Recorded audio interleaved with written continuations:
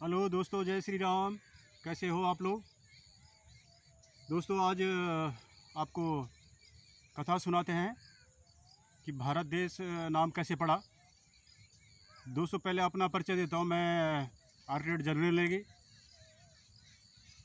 पौड़ी गढ़वाल से, पोखड़ा ब्लॉक, मेलगांव, उत्तराखंड से हूँ। और वहाँ मेरी जन्मभूमि है मेलगांव में, पौड़ी गढ़वाल उत्तराखंड में। और यहाँ पर मेरी कर्म भूमि है फरीदाबाद रोशनगर में, हरियाणा में। और अभी जो आपको ये मैं लाइव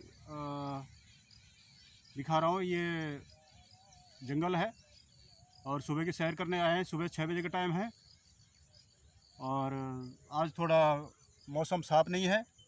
6 बजे का टाइम है, थोड़ा बादल लगा है चारों साइड में। और आज आपको एक कथा सुनाता हूँ, हमारा भारत देश नाम कैसे पड़ा। शुरू करते हैं। आप सुनिएगा पूरे, और पूरा सुनने के लिए आप सभी का धन्यवाद, क्योंकि बाद में फ़ोन कभी कभी कट जाता है, तो इसलिए पहले आपका आभार प्रकट करना ज़रूरी है। आप सभी का धन्यवाद कथा सुनने के लिए, पूरा सुनने के लिए। तो सुनिएगा। पौराणिक कथा के अनुसार कि हमारे महर्षि थे विश्वामित्र, अपने पूजा में लीन थे। और हमारे देवताओं के राजा इंद्र हैं, उनको लगा कि मेरा सिंहासन जो है विश्वामित्र जी छीन लेंगे। तो उन्होंने उनको तपस्या से हटाने के लिए एक चाल चली। चाल में उन्होंने ये किया कि राजा इंद्र ने ये किया कि स्वर्गलोक से एक अप्सरा भेजी, ताकि उनको तपस्या में वो भंग करे, और उनका भंग हो जाए तो उनकी जो सीट है तो वो सुरक्षित हो जाए। तो उन्होंने वहाँ से और अप्सरा भेजी, उनका नाम था मेनका। अब मेनका विश्वामित्र के पास आती है और अपना रंग बिरंगे अपना जो है मोह माया जाल बिछाती है, और उनको जगाती है, उनको डिस्टर्ब करती है और फूलों की वर्षा करती है। और तो विश्वामित्र का ध्यान भंग होता है, और आगे चल के फिर वो उससे मोहित हो जाते हैं। जिस काम के लिए आए थे वो काम उनका मेनका का पूरा हो गया, और विश्वामित्र जी उन पर मोहित हो जाते हैं। और आगे चल के उनका एक लड़की पैदा होती है, उनका नाम था शकुंतला। विश्वामित्र जी, शकुंतला जब पैदा होती है, बच्ची पैदा होती है, तो उनको मेनका तो फिर वापस चली गई, क्योंकि उनका टारगेट था खाली उनको ध्यान भंग करना। मेनका वापस चले गए, विश्वामित्र जी भी अपनी तपस्या में दूसरी जगह चले गए। और जो लड़की थी उनको उन्होंने अपने दूसरे ऋषि थे, कश्यप ऋषि, कर्ण ऋषि, चरक ऋषि, भृगु ऋषि, उनको उन्होंने गोद दे दिया कि हमारी बच्ची को संभालना। मतलब वो धर्मपिता बन गए संभालने के लिए।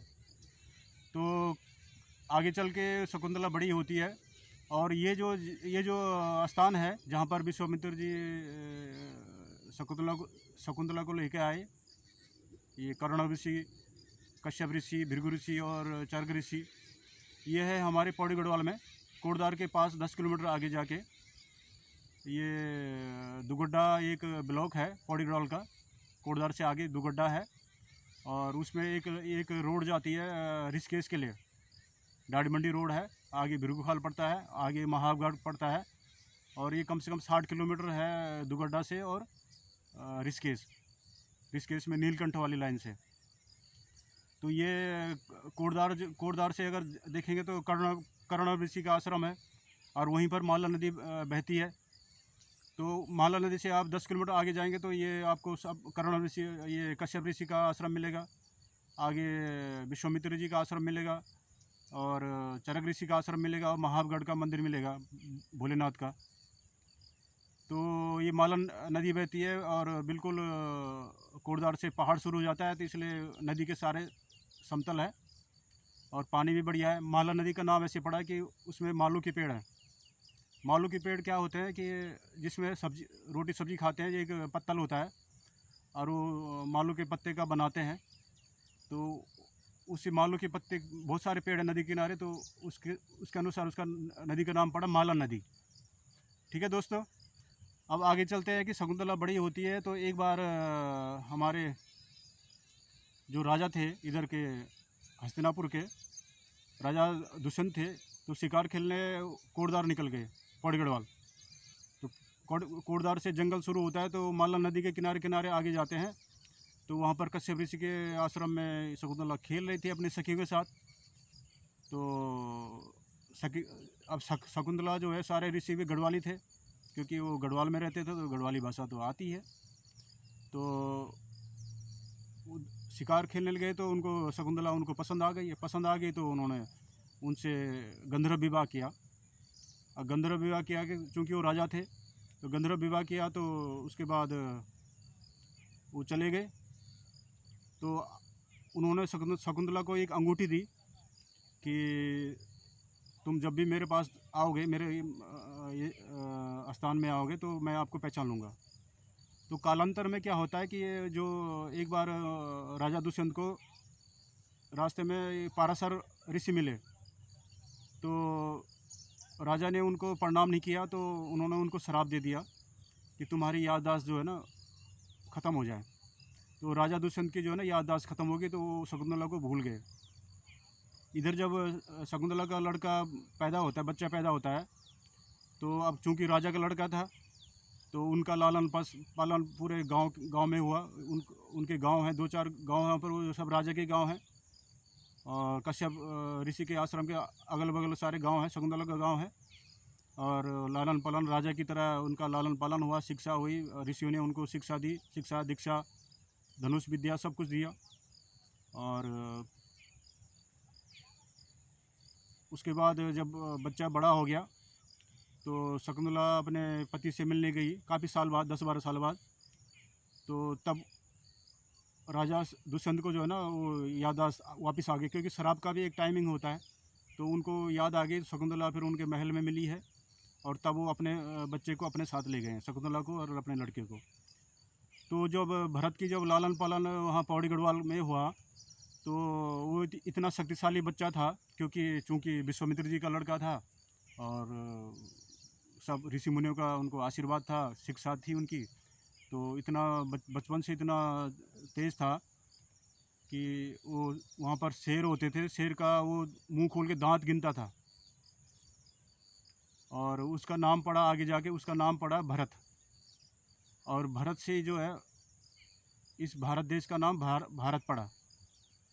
तो पौड़ी गढ़वाल में, उत्तराखंड में ऐसी ऐसी हमारे भारत देश के बारे में, इतिहास के बारे में इतनी चीज़ें हैं, लेकिन दुर्भाग्यवश हमारे नेताओं ने उस तरफ कोई ध्यान नहीं दिया, कोई पर्यटक स्थल नहीं बनाया।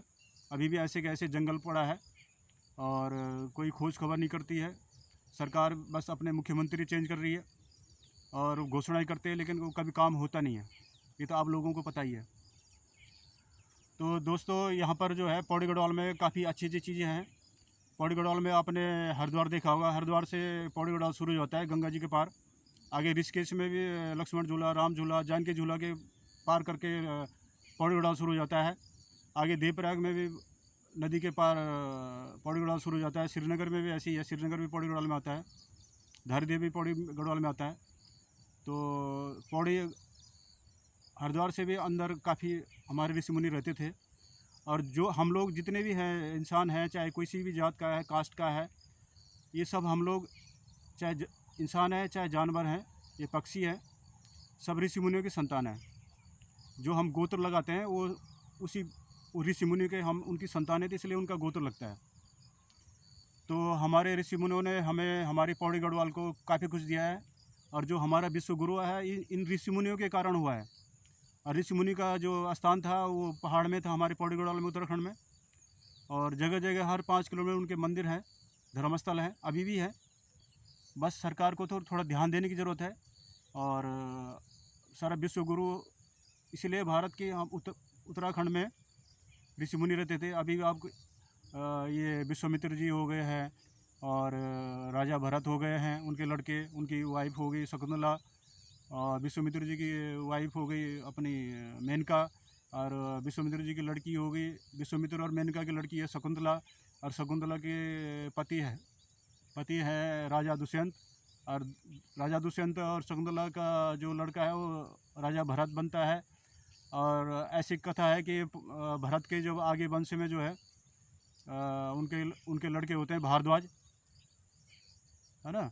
तो ऐसे ये पीढ़ी चलती है और हम सब जितने भी हैं हम सब ऋषि मुनियों की संतानें हैं, इसलिए हम सब भाई भाई हैं।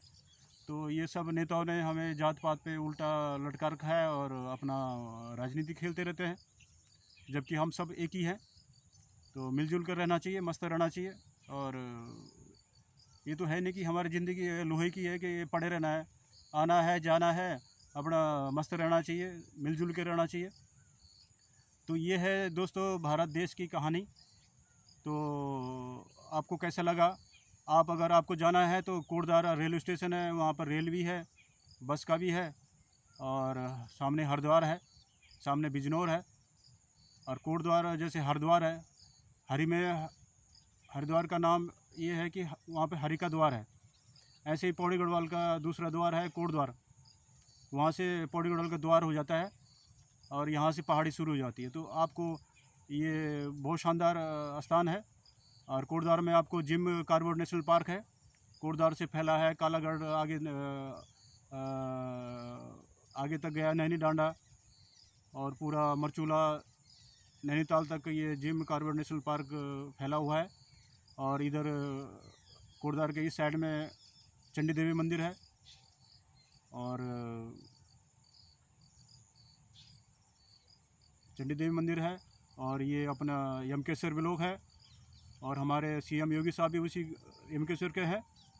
और बड़ा शांत माहौल है और सब ऋषि मुनियों का स्थान है, तो सरकार को ध्यान देने की ज़रूरत है। तो ये ऋषि मुनियों की कहानी आपको मैंने बताई, हमारे भारत देश कैसे नाम पड़ा। तो ये अपने बच्चों को बताइएगा और अड़ोस पड़ोस में सबको ये कहानी आपको शेयर करना। वीडियो पसंद आए तो लाइक करना। और यहाँ तक वीडियो देखने का बहुत बहुत धन्यवाद। आपका आभार, आप सभी का आभार। और आप ऐसे ही वीडियो में बने रहे तो हमें भी अच्छा लगता है और आपको भी अच्छा लगता है। और दोस्तों, ये फरीदाबाद से बोल रहा हूँ मैं, और ऐसी आपको कथा आपको सुनाई जाएगी। और हमारा वीडियो ज़्यादा से ज़्यादा देखें, पूरा देखें। आपको आने वाले समय में आपको ऐसी कथा सुनाई जाएगी और बताई जाएगी। और आपको भी कुछ जानकारी है तो आप शेयर कर सकते हैं कमेंट्स में, अलग से फ़ोन भी कर सकते हैं। हमारे फ़ोन डिस्क्रिप्शन में दिया गया है आगे पुराने वीडियो में।